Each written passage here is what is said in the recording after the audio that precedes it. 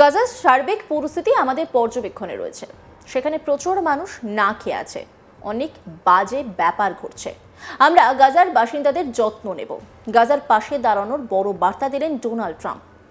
গত 13 মে মধ্যপ্রাচ্য সফরে গিয়েছিলেন আমেরিকান প্রেসিডেন্ট ডোনাল্ড ট্রাম্প। সফরের শেষ দিন ছিল 15 মে। এদিন মধ্যপ্রাচ্যের উপসাগরীয় অঞ্চলের দেশ সংযুক্ত আরব আমিরাতে রাজধানী আবুধাবিতে সংক্ষিপ্ত বক্তব্য দেন তিনি। সেখানে তিনি বলেন, গাজার সার্বিক পরিস্থিতি আমাদের পর্যবেক্ষণে রয়েছে। সেখানে প্রচুর মানুষ না খেয়ে আছে, অন্য বাজে ব্যাপার ঘটছে। আমরা গাজার বাসিন্দাদের যত্ন নেব। আচমকা ইসরায়েলের প্রধানমন্ত্রী বেঞ্জামিন নেতানিয়াহুর সঙ্গে ট্রাম্পের সম্পর্ক খারাপের দিকে গড়িয়েছে। প্রেসিডেন্ট ট্রাম্পের মধ্যপ্রাচ্য সফরের সৌদি আরব থেকে কাতার, সংযুক্ত আরব আমিরশাহী থাকলেও সেখানে আমেরিকার চিরকালের বন্ধু ইসরায়েলের ছায়াও স্পর্শ করেননি। একবারও ইসরায়েলের কথাও তোলেননি ট্রাম্প। তখন থেকে জল্পনা শুরু হয়েছিল। শুল্ক আরোপের পর নেতানিয়াহুর সঙ্গে ট্রাম্পের সম্পর্কটা খারাপ হয়ে গিয়েছে। তারপরেই এবার নেতানিয়াহুর পিটো চাপড়ে প্রশংসা করা সেই ট্রাম্পই 360 ডিগ্রি ঘুরে গাজার ওপর সহানুভূতি দেখালেন। গাজা প্রশাসন সূত্রে খবর, বৃহস্পতিবার ইসরায়েলের বোমা বর্ষণে সেখানে মোট 100 জনের বেশি মানুষের মৃত্যু হয়েছে। তাদের হিসেব অনুযায়ী গত 2 বছর ইসরায়েলের আক্রমণে গাজায় মোট 53,000-এরও বেশি মানুষ মারা গিয়েছে।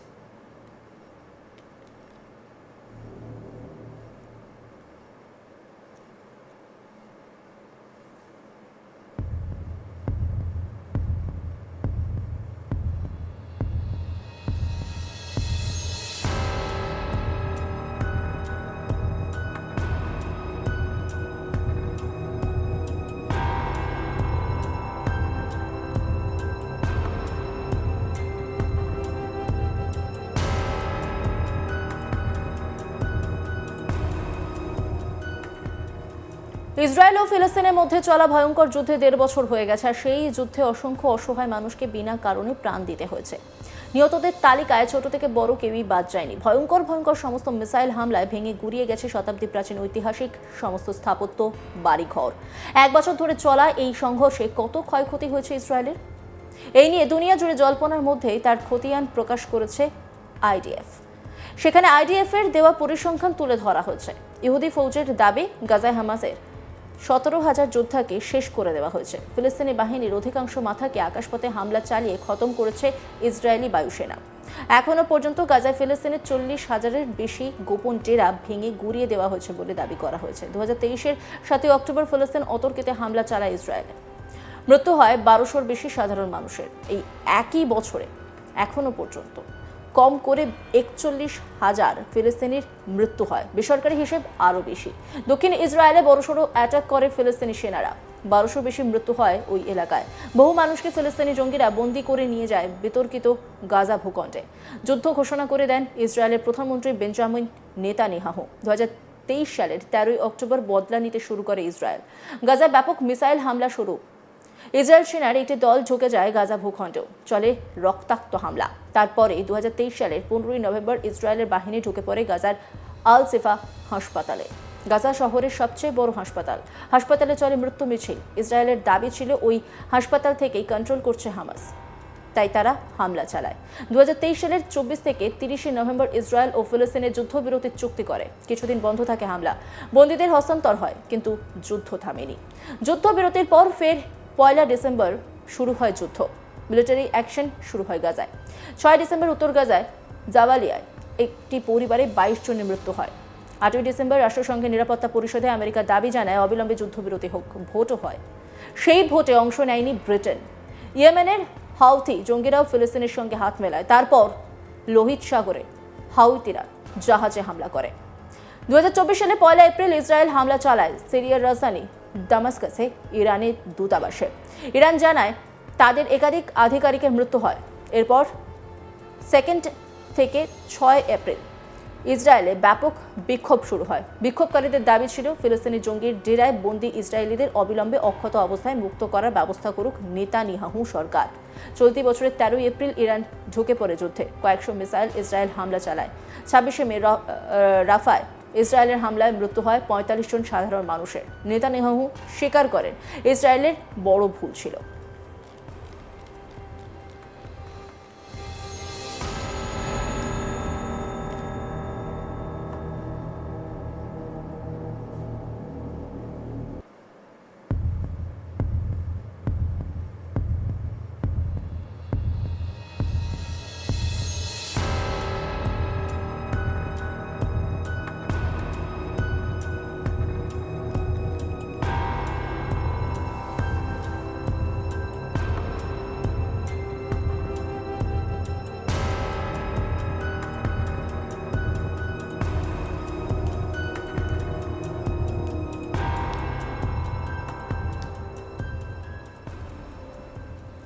গাজার সার্বিক পরিস্থিতি আমাদের পর্যবেক্ষণে রয়েছে। সেখানে প্রচুর মানুষ না খেয়ে আছে, অনেক বাজে ব্যাপার ঘটছে। আমরা গাজার বাসিন্দাদের যত্ন নেব, গাজার পাশে দাঁড়ানোর বড় বার্তা দিলেন ডোনাল্ড ট্রাম্প। গত 13 মে মধ্যপ্রাচ্য সফরে গিয়েছিলেন আমেরিকান প্রেসিডেন্ট ডোনাল্ড ট্রাম্প। সফরের শেষ দিন ছিল 15 মে। এদিন মধ্যপ্রাচ্যের উপসাগরীয় অঞ্চলের দেশ সংযুক্ত আরব আমিরাতের রাজধানী আবুধাবিতে সংক্ষিপ্ত বক্তব্য দেন ট্রাম্প। সেখানে তিনি বলেন, গাজার সার্বিক পরিস্থিতি আমাদের পর্যবেক্ষণে রয়েছে। সেখানে প্রচুর মানুষ না খেয়ে আছে, অনেক বাজে ব্যাপার ঘটছে। আমরা গাজার বাসিন্দাদের যত্ন নেব। আচমকাই ইসরায়েলের প্রধানমন্ত্রী বেঞ্জামিন নেতানিয়াহুর সঙ্গে ট্রাম্পের সম্পর্ক খারাপের দিকে গড়িয়েছে। প্রেসিডেন্ট ট্রাম্পের মধ্যপ্রাচ্য সফরে সৌদি আরব থেকে কাতার সংযুক্ত আরব আমিরশাহী থাকলেও সেখানে আমেরিকার চিরকালের বন্ধু ইসরায়েলের ছায়াও স্পর্শ করেননি। একবারও ইসরায়েলের কথাও তোলেননি ট্রাম্প। তখন থেকে জল্পনা শুরু হয়েছিল শুল্ক আরোপের পর নেতানিয়াহুর সঙ্গে ট্রাম্পের সম্পর্কটা খারাপ হয়ে গিয়েছে। তারপরে এবার নেতানিয়াহুর পিঠও চাপড়ে প্রশংসা করা সেই ট্রাম্পই 360 ডিগ্রি ঘুরে গাজার ওপর সহানুভূতি দেখালেন। গাজা প্রশাসন সূত্রে খবর, বৃহস্পতিবার ইসরায়েলের বোমা বর্ষণে সেখানে মোট 100 জনের বেশি মানুষের মৃত্যু হয়েছে। তাদের হিসেব অনুযায়ী গত 2 বছর ইসরায়েলের আক্রমণে গাজায় মোট 53,000-এরও বেশি মানুষ মারা গিয়েছেন।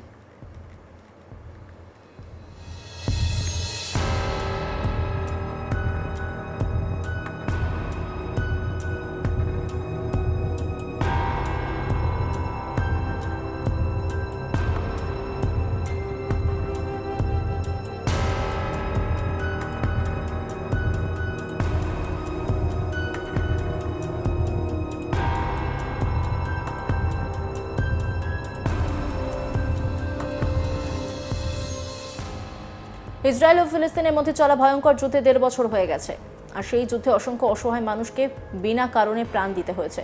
নিহতদের তালিকায় ছোট থেকে বড় কেউই বাদ যায়নি। ভয়ঙ্কর সমস্ত মিসাইল হামলায় ভেঙে গুড়িয়ে গেছে শতাব্দী প্রাচীন ঐতিহাসিক সমস্ত স্থাপত্য, বাড়িঘর।